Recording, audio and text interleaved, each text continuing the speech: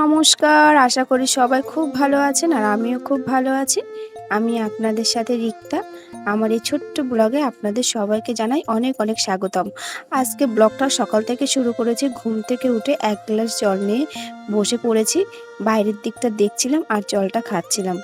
তো যাই হোক, তারপর ওখান থেকে একটু বাইরে বেরিয়ে পড়েছিলাম। আজকের আকাশটা দেখুন, অসম্ভব সুন্দর লাগছে। আমার মনে হচ্ছে সারাক্ষণ যেন এই আকাশটার দিকেই তাকিয়ে থাকি। এই আকাশ দেখে যেন একটা অন্যরকম আনন্দও হচ্ছে মনে। যাই হোক, তারপরে ঘরে এসে বাচ্চাদের জন্য আজকে বানিয়েছিলাম ম্যাগি। আজকে আর ওদের স্কুলে পাঠাইনি, কেন কি আমাদের এক জায়গায় ইনভাইট ছিল, ওই জন্য। তো ওরা ম্যাগি খেতে ভীষণ ভালোবাসে। আর আমি আজকে বানিয়েছিলাম একটু সবজি দিয়ে, ক্যাপসিকাম, গাজর আর ডিম দিয়ে বানিয়ে দিয়েছিলাম ওদের ম্যাগিটা। খেতে খুব সুন্দর হয়েছিল। আর এভাবে খাওয়ালে বাচ্চাদের কিন্তু ভেজিটেবলসও খাওয়া পড়ে আর শরীরের জন্য ভালো হয়। তারপর ও একটু বই নিয়ে বসেছিল আর আমি এখানে তাড়াতাড়ি পুজোটাও সেরে নিয়েছিলাম। এরপরে আমি পুজো টুজো করে চলে গেছিলাম রেডি হতে।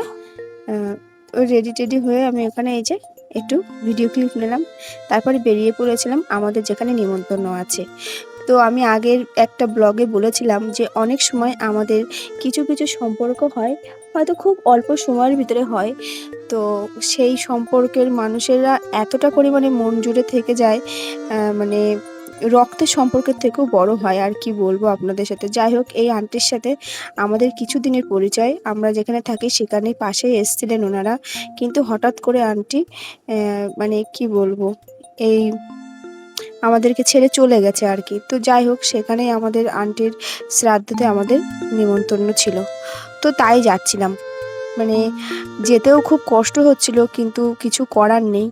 আমরা বাস্তবটা জানি যে একদিন সবাইকে ছেড়ে চলে যেতে হবে, কিন্তু আন্টি এরমভাবে যাওয়াটা না খুব কষ্ট লাগছিল আর কি। তো এখানে এসেছিলাম, ওনারা ছিলেন অনুকূল ঠাকুরের দীক্ষিত।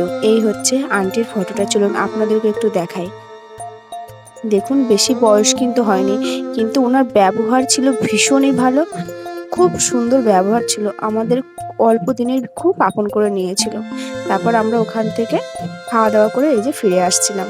আজকের আকাশটা শুধু আপনারা একটু দেখুন, বিকেলের আকাশ পড়ন্ত, রৌদ্রটা সবে ডুবে যাচ্ছে, এত সুন্দর লাগছিল। তো যাই হোক, আমার ভিডিওটা কেমন লাগছে একটু জানাবেন। আর ভালো লাগলে অবশ্যই এটা লাইক করবেন আর চ্যানেলটাকে সাবস্ক্রাইব করে আমার সাথে জুড়ে থাকবেন। এরকম প্রতিদিন আপনাদের সাথে অনেক অনেক গল্প করে আপনাদেরকে শেয়ার করব আমার প্রতিদিনের নিত্যদিনের কাজকর্ম, আমার ডেলি রুটিন। তো যাই হোক, তারপরে আমরা বাড়ির পথে রওনা দিয়েছি। এই রাস্তাটা এত ভালো ছিল, কি বলবো, খুব অল্প সময় আমরা পৌঁছে গেলাম। আহামরি দূর না, কাছেই ছিল। তো আমি আসার সময় ওই আকাশটা দিয়ে দেখার জন্যই ভিডিওর ক্লিপটা নিয়েছিলাম। তারপরে দেখুন, এটা একটা গ্রামের দিকে ছিল। তো যাই হোক, আজ আসি তাহলে, টাটা।